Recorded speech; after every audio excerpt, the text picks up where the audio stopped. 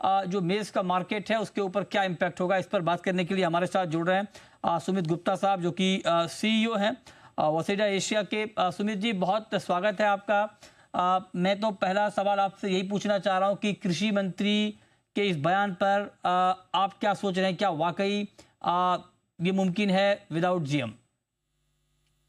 नमस्कार मृत्युंजय जी, ये बहुत इंपॉर्टेंट सवाल है एक देश की फूड सिक्योरिटी के पॉइंट ऑफ व्यू से, क्योंकि मेज एक ऐसी कमोडिटी है जहां पर फूड, फीड और फ्यूल तीनों चीजें आके मिल जाती हैं।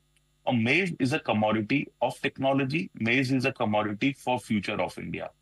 और जैसे हमारे कृषि मंत्री जी ने बोला है कि 2047 तक हम मक्का का प्रोडक्शन डबल करेंगे बिना जीएम टेक्नोलॉजी को इस्तेमाल किए हुए। मैं इसके इसके लिए आपके सामने कुछ नंबर और सिचुएशन रखना चाहता हूँ। आज मक्का कहाँ इस्तेमाल होता है मृत्युंजय जी? ये इस्तेमाल होता है पोल्ट्री सेक्टर में, एथनॉल में और स्टार सेक्टर में, कैटल फीड में। अगर ये हम सभी सेक्टर को इंडिविजुअली देखें तो ये सेक्टर 7 से 8% पर एनम की ग्रोथ रेट से बढ़ रहे हैं। इसका मतलब क्या है कि हमारी कंजम्पशन इन तीनों सेक्टर में हर 9 साल में डबल होने वाली है। यानी आज 2034 में अगर हमारी 25 में आज हमारी कंजम्पशन 35 से 40 मिलियन टन के आसपास है, तो 2035 में हमारी कंजम्पशन 70 से 80 मिलियन टन होगी। और हमारा उद्देश्य डबल करने का 2047 तक है। और इतने में अगले 9 साल में हमारी कंजम्पशन फिर डबल हो जाएगी। तो ये जो डेफिसिट है डिमांड और सप्लाई के बीच में, वो कैसे पूरा होगा? हमारा उद्देश्य बहुत अच्छा है कि हाँ। हम डबल करेंगे 2047 तक, हाँ। लेकिन वो हमारी रिक्वायरमेंट से बहुत कम है।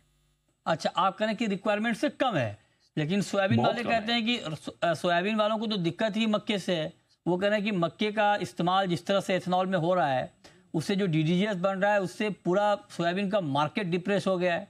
तो अगर ये डबल हो जाएगा तो उनकी स्थिति तो और खराब हो जाएगी। अ, अगर हम सोयाबीन और मेज, अभी तक ये नॉन कंपीटिंग सेगमेंट थे, क्योंकि सोयाबीन एनर्जी प्रोटीन के लिए इस्तेमाल होता था और मेज एनर्जी के लिए इस्तेमाल होता था। बट जैसे ही हमने फ्यूल दैट इज एथनॉल और डीडीजीएस का इसमें एक नया डायमेंशन जोड़ दिया, तो सोयाबीन और मेज इंडस्ट्री दोनों इंटरलिंक्ड हो गए प्रोटीन के थ्रू। क्योंकि डीडीजीएस जब हम एथनॉल बनाते हैं तो मोटा मोटी उसमें हमारा 24 से 25% जो डीडीजीएस बनता है, उस रेपसीड मील स्लैश मील का कुछ हद तक रिप्लेसमेंट हो जाता है। उससे हम आज soybean industry for sure is getting impacted.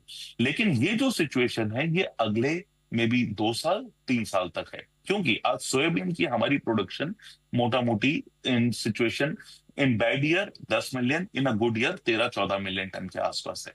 जबकि जो हमारी पोल्ट्री की ग्रोथ रेट है वो 8% है। दैट मीन्स हम हर साल पोल्ट्री के अंदर आधा मिलियन टन प्रोटीन इक्विवेलेंट ज्यादा इस्तेमाल कर रहे हैं।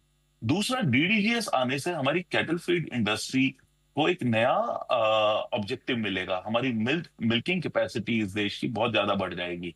तो अगले 1-2 साल yes, soybean industry is suffering because of DDGS in India. But long term में जैसे एलन ग्रीन्सपैन ने बोला था कि recession sows the seed for the next growth. तो इसी तरह excess availability of protein is going to increase poultry industry and cattle feed industry in India। उससे आगे आने वाले समय में सोयाबीन की डिमांड और बढ़ेगी। और मेज की रिक्वायरमेंट केवल प्रोटीन के लिए नहीं, इसे अपने देश में एनर्जी के लिए चाहिए। तो ये डिमांड और आगे आने वाले समय में बहुत स्पीड से बढ़ने वाली। अच्छा, ओके, तो आप कह रहे हैं कि ये वाली डिमांड बहुत स्पीड से बढ़ने वाली है। एक आखिरी सवाल संक्षेप में सर, फार्मर पर क्या इम्पैक्ट होगा इसका? क्या अगर हम ज़्यादा पैदा कर लेंगे तो प्राइस का मैकेनिज्म हम ठीक रख पाएंगे? पर इस सवाल को जवाब देने के लिए मैं जो आपने पहला सवाल पूछा जिसमें आपने जीएम का स्पेशल मेंशन किया था, मैं उसमें इसका एनोलॉजी कंप्यूटर के साथ लेकर आऊंगा। अगर आज हम बोलें कि हम एआई का इस्तेमाल नहीं करेंगे, तो इसका मतलब ये नहीं है कि एआई बैड टेक्नोलॉजी है। टेक्नोलॉजी कोई भी खराब नहीं होती, उसका इस्तेमाल कैसे किया जा रहा है वो इंपॉर्टेंट है। And now let's come to the farmer. हमारे इंडिया में एक्चुअली हमारे जो एक्चुअल देश का एग्रीकल्चर चलाते हैं वो इंद्रदेव है। जब जब बारिश अच्छी होती है, मौसम अच्छा होता है, हमारे पास प्रॉब्लम ऑफ एक्सेस होती है। लेकिन मेज में फार्मर ने बहुत अच्छा रिस्पॉन्ड किया, बारिश बहुत अच्छी रही।